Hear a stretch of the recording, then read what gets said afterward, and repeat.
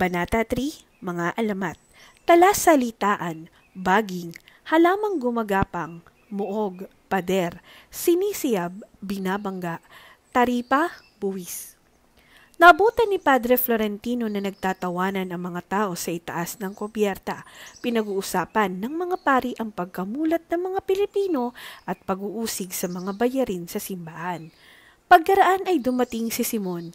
Aniya, sayang raw at hindi niya nakita ang mga dinaanan ng bapor. Wala daw kwenta sa kanya ang alinmang pook na kanyang makikita kung wala rin namang mga alamat ang mga ito. Kaya naman, sinimulang isinalaysay ng kapitan ang alamat ng malapad na bato. Anong kapitan?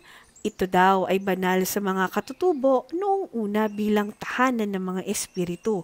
Nang tirahan daw ito ng mga tulisan ay nawala ang takot sa espiritu. Sa halip ay nasalin sa mga tulisan ang takot. Nabanggit ng kapitan ng alamat tungkol kay Doña Jeronima at inanyayahan na si Padre Florentino ang magsalaysay ng alamat. May magkasintahan umano sa Espanya at ang lalaki ay naging arsobispo sa Maynila. Nagbalat kayo daw ang babae. Sinundan ang kasintahan sa Maynila at hinihiling na sundin nito ang pangako na magpakasal sila. Ngunit may ibang naisip ang arsobispo. Sa halip na pakasal ay itinira niya ang babae sa isang yungib na malapit sa ilog Pasig. Nagandahan si Benzaib sa alamat. Nainggit naman si Doña Victorina at ibig ding manirahan sa kuweba. Tinanong ni Simon si Padre Salvi ng, sa inyong palagay, hindi ba higit na mainam ang ilagay sa isang biyateryo tulad ni Santa Clara? Sinagot ng pari ang tanong ni Simon at sinabing hindi daw siya makakahatol sa mga ginawa ng isang arsobispo. Upang mabago naman ang kanilang usapin ay isinalaysay ang alamat ni San Nicolas na nagligtas sa isang inchik sa pagkamatay sa mga buwaya. Naging bato, di umano ang mga buwaya nang dasalan ng inchik ang santo.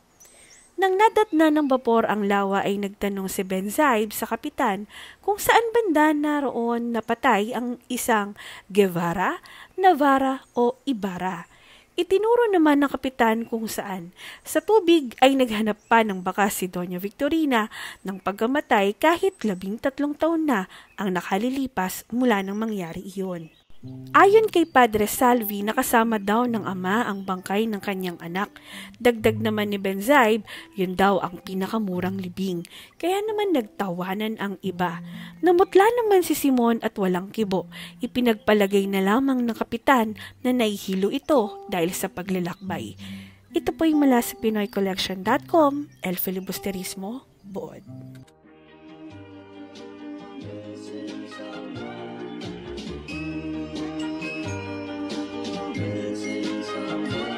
Missing someone